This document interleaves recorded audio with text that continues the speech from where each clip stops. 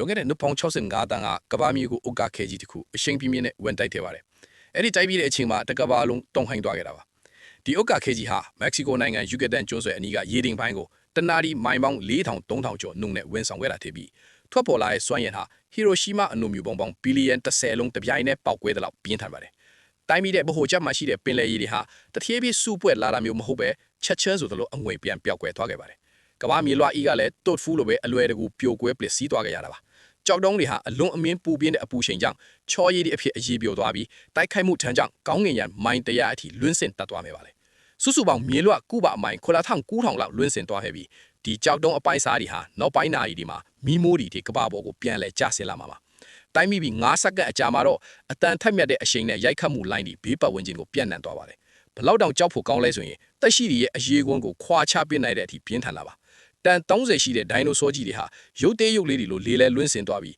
တစ်ပင်တွေဟာလည်းထပ်ပိုက်ကျိုးကမီးတောက်တွေအဖြစ်ပြောင်းလဲသွားပါတယ်။လေထုကြီးတစ်ခုလုံးကလည်းပူပြင်းတဲ့မီးတောက်တွေလိုဖြစ်သွားခဲ့တာပါ။မိနစ်30အကြာမှာတော့အာကာသရဲ့လွင့်စင်သွားတဲ့ကြောက်တုံးပိုင်းစားတွေဟာကဘာကိုတပတ်ပတ်ပြီးလဲနောက်မှာအဖြူရောင်အပူရှိန်တွေနဲ့အတူကဘာပေါ်ကိုပြန်ကျလာပါတယ်။တကဘာလန်းဟာမီးကြောက်တုံးတွေရဲ့ဘုံကျဲမှုကိုခံလိုက်ရပြီးဒီမီးမိုးတွေဟာရက်ပေါင်းများစွာရွာသွန်းနေခဲ့ပါတယ်။ကောင်းကင်ကနေလောင်စာတွေဆက်တိုက်ကျနေတာကြောင့်မြေပြင်ကမီးတွေကိုလည်းညှင်းတက်လို့မရနိုင်တော့ပါဘူး။45စက္ကန့်အကြာမှာတော့တိုင်းမီတဲ့နေရာကနေမိုင်8000ကျော်ဝေးတဲ့မွန်ဂိုလီးယားရဲ့ဒိုင်နိုဆောတွေကသူတို့ဘေးကင်းပြီလို့ထင်နေကြတာပါ။ဒါပေမဲ့သူတို့မှားသွားပါတယ်။အပူရှိန်ကမျက်စိနဲ့မြင်ရတဲ့အရှိန်နဲ့ကိုတိုးဝယ်လာတာပါ။မြေပြင်အပူရှိန်ဟာ86ဒီဂရီကနေ120 158အဲ့ဒီကနေ194ဒီဂရီအထိတရိပ်ရိပ်တက်လာပါတယ်။194ဒီဂရီအဖက်မှာဆိုရင်တက်ရှိတွေဟာစက္ကန့်ပိုင်းပဲခံနေတော့ပါတယ်။မိနစ်ရေ90အကြာမှာတော့မွန်ဂိုလီးယားရဲ့အပူချိန်ဟာ300ဒီဂရီထိရောက်သွားပါတယ်။ဒိုင်နိုဆောတွေချို့ကဂူတွေထဲမှာပုံအောင်ပြီးအပူဒဏ်ကိုခတရှောင်ရှားနေကြပါတယ်။နှစ်နာရီအကြာမှာတော့လွင့်စင်နေတဲ့ဖုံမုတ်တင်သွားတွေကအပူလွန်ခဲ့ပြီးမီးစတင်တောက်ပါတော့တယ်။ပြင်းထန်တဲ့အပူလေလိုင်းတွေကြောင့်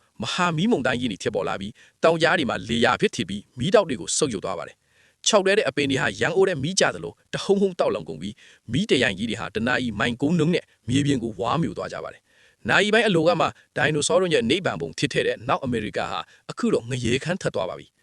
9နာရီအကြာမှာတော့အပူချိန်ပြန်ကျလာပြီမဲ့ပိုပြီးကြောက်စရာကောင်းတဲ့အရာကရောက်လာပါတယ်။လွင့်စင်နေတဲ့ဖုံဖုံတွေကကောင်းကင်ရံကိုပိတ်ဆို့လိုက်တာကြောင့်နေဆောင်လုံးဝမရတော့ပဲကဘာကြီးမှောင်အတီကျသွားပါတယ်။ဒီဖုံဖုံတွေဟာအနည်းဆုံးအနှစ်20လောက်လေတူထဲမှာရှိနေမယ်လို့ပညာရှင်တွေကခန့်မှန်းကြပါတယ်။ကဘာကြီးဟာမီးဖိုကြီးဘွားကနေရေတကယ်ကြီးဖြစ်သွားခဲ့တာပါ။အပူချိန်ဟာ300ဒီဂရီအောက်ကိုထိုးဆင်းသွားပါတယ်။နေဆောင်မရှိတော့တာကြောင့်အပင်တွေအစာမချက်နိုင်တော့ပဲတေကုန်ကြပါတယ်။ပင်လယ်တွေကရေမောင်ပင်တွေလည်းအများအတေဆုံးကုန်ပါတယ်။တိုက်ခိုက်မှုကြောင့်ထွက်ပေါ်လာတဲ့ဆီလီဂိတ်ဖုံမှုတန်2ထရီလီယံကကဘာကြီးကိုနှစ်ပေါင်းနီးပါးလောက်နျူကလ িয়ার စောင်းရာဒီတွေကိုတွန်းကွင်းသွားပါတယ်။အစားအစာကွင်းလာကြီးတစ်ခုလုံးအောက်ခြေကနေပြိုလဲသွားပါတော့တယ်။တပတ်အကြာမှာတော့အစားအစာတွေပြတ်သွားပြီးအပင်စားဒိုင်နိုဆောတွေစတင်တေဆုံးလာတာပါ။တနည်းကိုအပင်ပေါင်းရာချီစားရတဲ့ဒီကောက်ကြီးတွေအတွက်နေရာတိုင်းကလောင်ကျွမ်းထားတဲ့မြေပြင်ကြီးတွေချစ်ပါ။သူတို့ဟာအစိမ်းရောက်အပင်တွေကိုရှာနေတဖြည်းဖြည်းအာရင်ကုန်သွားပြီးလမ်းဘေးတွေမှာပင်လဲကျကုန်ပါတယ်။အဲ့ဒီအလောင်းတွေဟာနောက်ကျန်တဲ့သားစားဒိုင်နိုဆောတွေအတွက်နောက်ဆုံးအစာဖြစ်ခဲ့ရတာပါ။ကုံဘော်ကဘရင်ဖြစ်ခဲ့တဲ့ T-Rex တောင်မှနောက်ဆုံးမှာအငတ်ပြက်ပြီးတေဆုံးသွားခဲ့ရတာပါ။ပင်လယ်ထဲမှာလည်းအခြေအနေမကောင်းပါဘူး။ရေမောင်တွေပျောက်သွားတာကြောင့်